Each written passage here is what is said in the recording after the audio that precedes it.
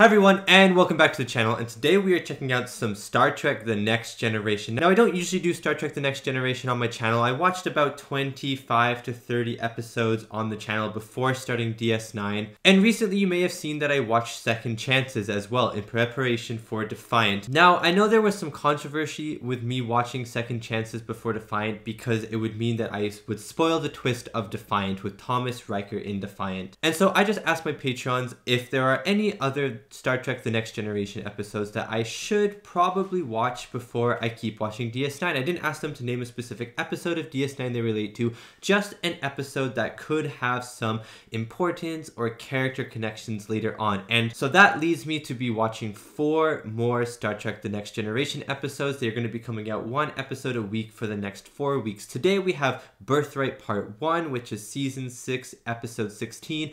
Next week we have Birthright Part 2, which is Season 6, Episode 17. And then we are jumping into Season 7. I forget what episode it is, but Season 7, Episode, I think it's like 21 or something, Firstborn. And then we are hopping back into Season 6 with an episode that doesn't have any relation to DS9. It's just a lot of people said that it was a really great episode, and I have a little bit extra time in the next 4 weeks. And so I wanted to fit in Season 6, Episode 20's The Chase as well. So hopefully you guys enjoy this little run of TNG. I know a lot of people are kind of annoyed that I haven't just done all of Star Trek The Next Generation, and I have a reason for that. It's a little bit hard to explain in an intro to a video, so maybe I'll do a whole video on why I didn't do Star Trek The Next Generation in its entirety, and I'm very sorry about that because I would like to do this show in its entirety one day. It's just, there is a reason why I haven't done it, but I do hope that you enjoy these little snippets of TNG that I do, because I feel like TNG is a really good show, an easy show to just jump into random episodes with. And if you'd like to check out more of my reactions, cater to my Patreon of uncut and early access reactions to my movies and TV shows that come out up to 3 weeks early, as well as exclusive Patreon live streams, movie merch, movie polls, reactions, and so much more. Thank you so much for checking it out. Let's get back to the video. Okay, let's dive on into this thing. I hope you enjoy my reaction to Star Trek The Next Generation, Episode 16 of Season 6, Season 6, Birthright Part 1. The Enterprise has arrived at Station Deep Space Nine to assist in the recon— Oh my god, we're at Deep Space Nine. —damage during the Cardassian occupation. We're at Deep Space Nine in TNG. Analysis in a few hours. And it looks so good in HD. And they won't be carrying me on a cloud of chromal vapor. Ops. I can't believe we're on DS9 right now, guys. Worf on Geordi on DS9. I really want to take a look at those Qatarian antiques. I understand they've got a 21st century plasma coil. Look at Worf, he's like, what is this, pasta? I'll have to talk to Chief O'Brien about these replicators. He loves pasta.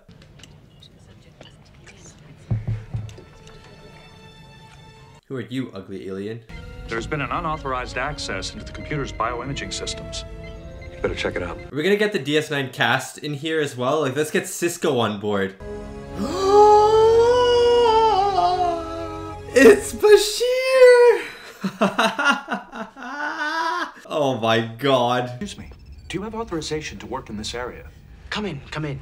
Data and Bashir. Dr. Julian Bashir, Chief Medical Officer, Deep Space Nine. And you are Commander Data. Look at his eyes light up. with the computer I have on Deep Space Nine. What type of device is this? It was discovered in the Gamma Quadrant. I think it must be something. The Gamma Quadrant? I suggest we take it to engineering and run a complete circuit pathway diagnostic. Splendid. Why is Bashir so happy? I love this so much. I didn't think you'd be so personable. Data actually has changed, though, from Season 1 to Season 6 Data. Like, obviously I haven't seen all of TNG, but I do remember what Data was like in Season 1, and he is definitely a little different. I am Jaglam Shrek. Shrek. I would not be so sure. It is about your father. Oh, snap. It is about your father. Oh, snap. He is still alive. No.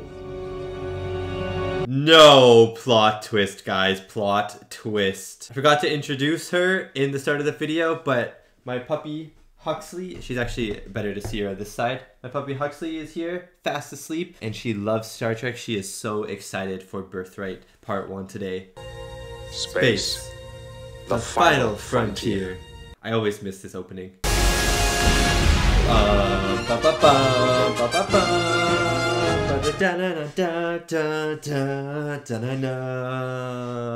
No, he's not. I know where he is. Is he hiding then? Sons at Kittimer were killed during the massacre. Many were captured by the Romulans. Captured by the Romulans. None would rather die than be taken prisoner. I should kill you for spreading lies about my family. Okay, where's your proof? If the father is found to be alive and in prison though, would that dishonor Worf and his family? This duty roster is unacceptable. Assignments should be listed in order of priority. Prepare it again. Oh, poor Ensign Lopez. Scheduled to Commander Rudman aboard the Merrimack as soon as you're... I am well aware of your request, Commander. He's a little on edge.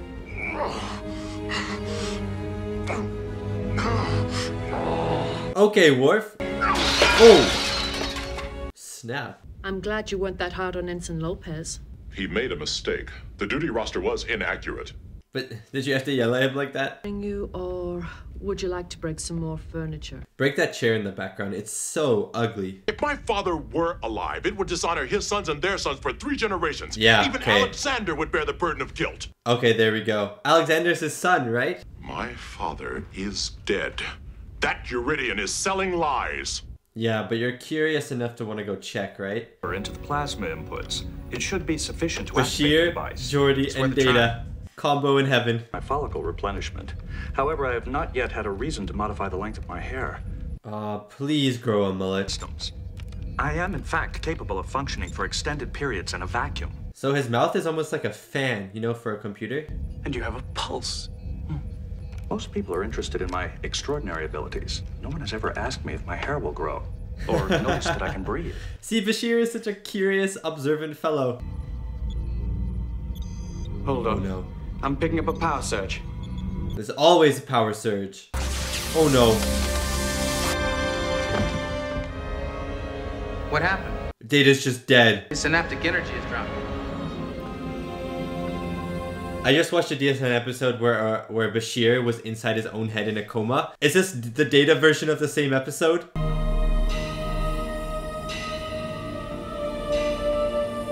What the heck? Hello, my jolly fellow. That cannot be possible. I have a memory record for that period of time. No way. He dreamed. That cannot be.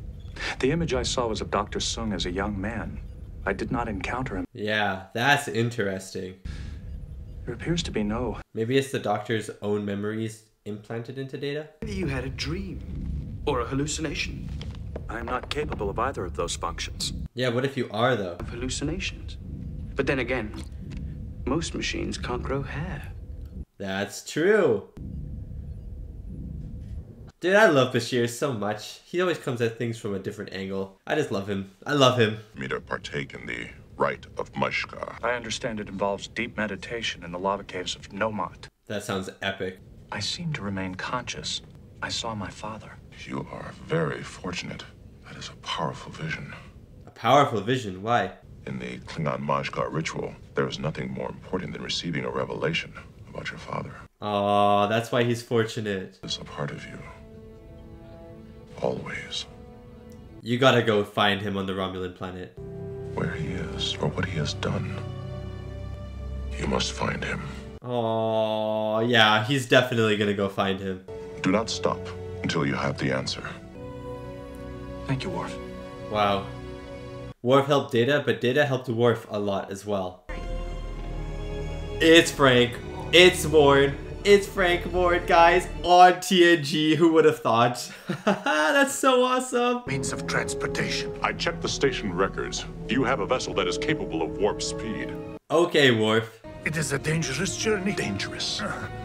It would be more dangerous for you to refuse. Oh, snap. After. If you are lying, if there is no prison camp, No. I will kill you. Oh, don't mess with Worf.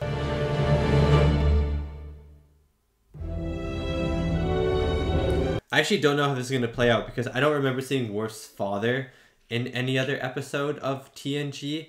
but it's possible that he could be alive this episode and die next episode or something. I will provide you with a map of the camp. How did you learn of this camp? Yeah, good question.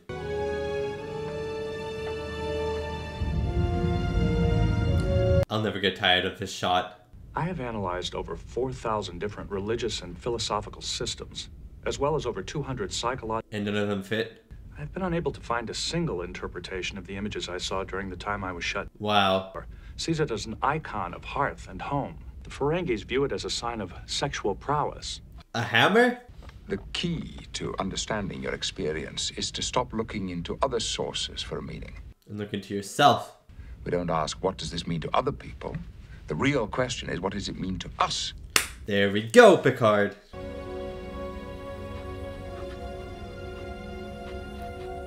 Is he painting? That's actually a sick painting.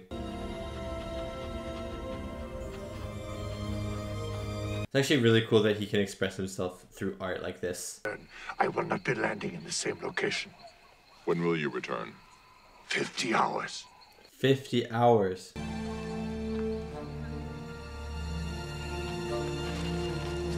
I am so curious though if the Klingon camp actually exists. There was a sound, you hear that? Oh my god. It's a Klingon woman.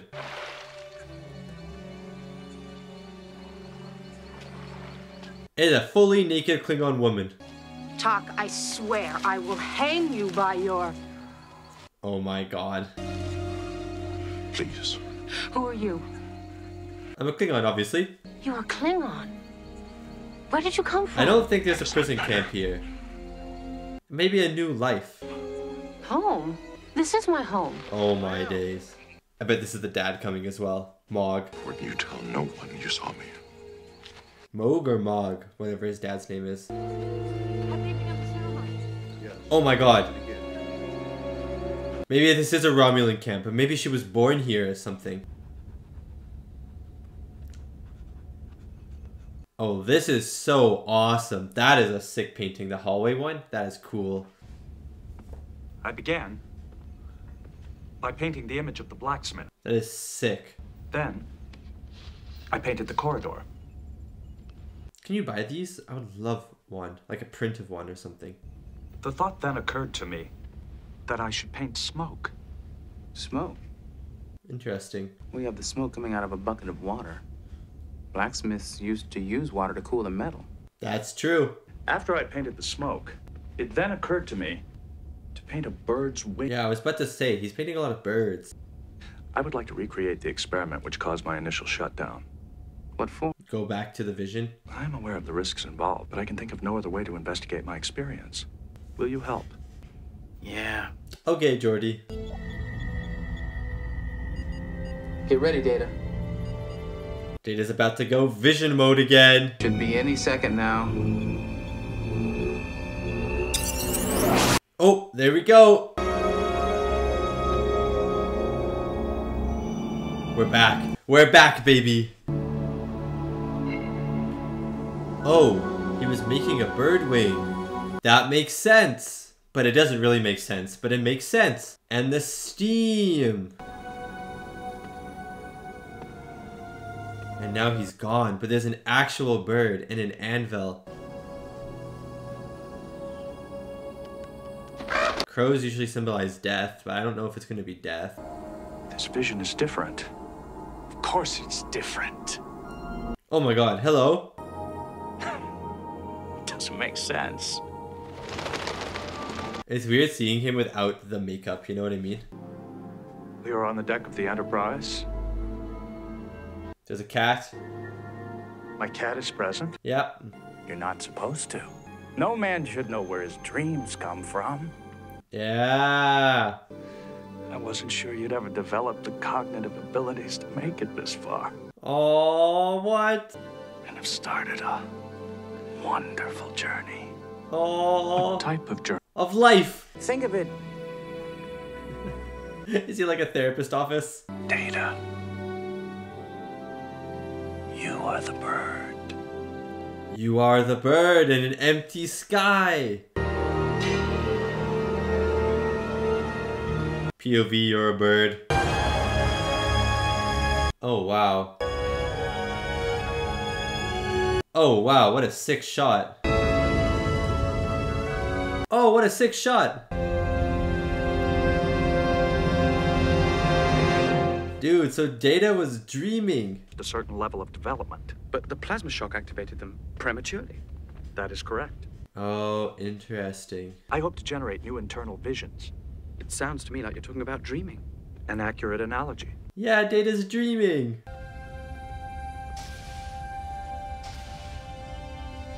That means Data can actually sleep and dream now. That is so awesome. He becomes more human every second. See, this doesn't really look like a prison camp though, does it?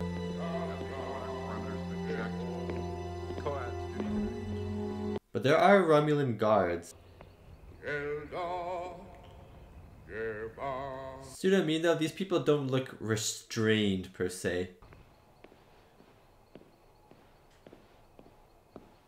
Does he know what his father looked like? I've come to find my father. Is he alive?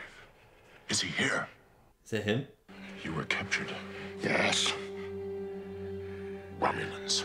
I feel like this is his father. A boy. Barely able to lift a atlas.